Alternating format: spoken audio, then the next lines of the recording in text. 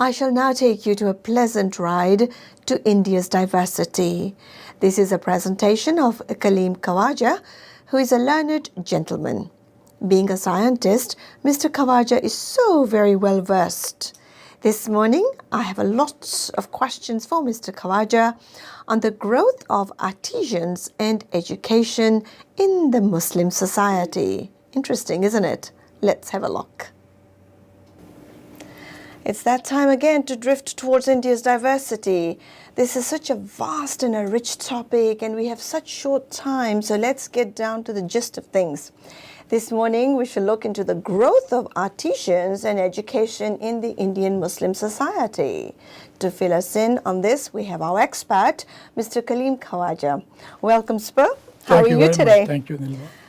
We are going to be speaking about the artisans in the Indian Muslim society. And my first question to you is, can you educate our viewers about the growth of a prominent class of artisans and craftsmen among the Indian Muslims?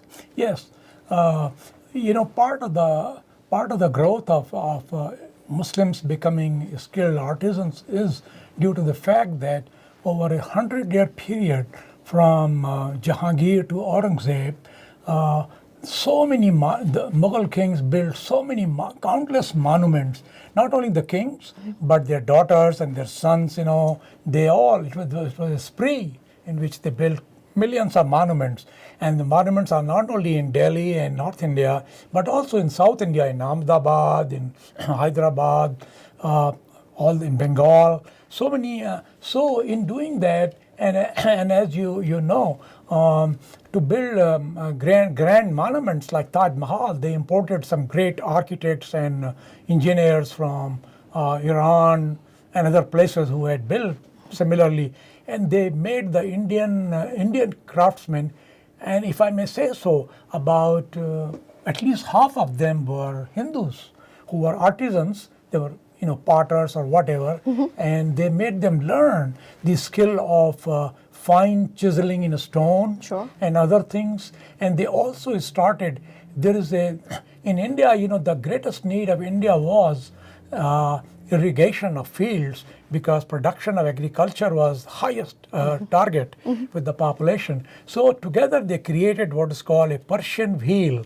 You may have seen in Rajasthan and UP, this is a big wheel which looks like, it's like big wheel, like about 30 foot or 20 foot tall, and it turns as a bullock turns it. When it goes down, it brings the water from the well and then brings it up. And that's how, and throws it into a canal.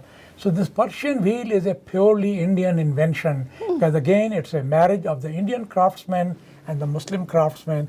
Like that, there are many examples. You talk about making small contraptions.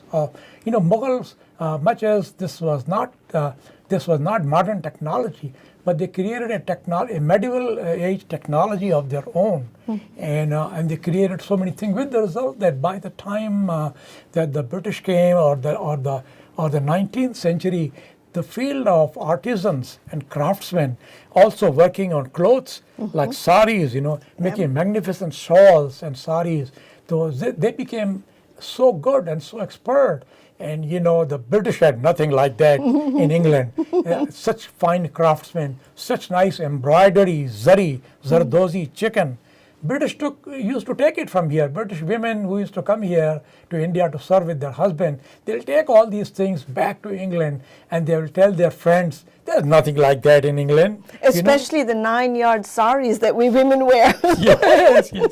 So, these were all things in which Muslims were as much involved, and this became a highlight. And later on, we can talk about education, Yeah, it's such a broad topic, the craftsmen, the artisans. I'd like to very quickly focus on the modern education among the Indian Muslims. Can you kindly elaborate on that? Yes, this was started around 1857, the first war of independence, when Muslims lost the war and British became the rulers.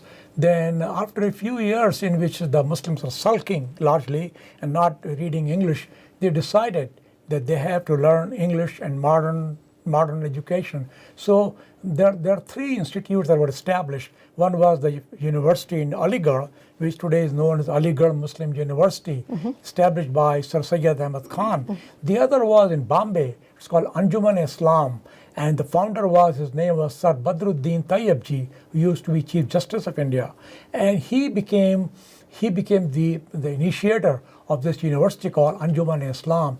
Later on, in around 1920, Mahatma Gandhi started, with the help of a lot of Muslim friends, he started a university in New Delhi, which is called Jamia Millia.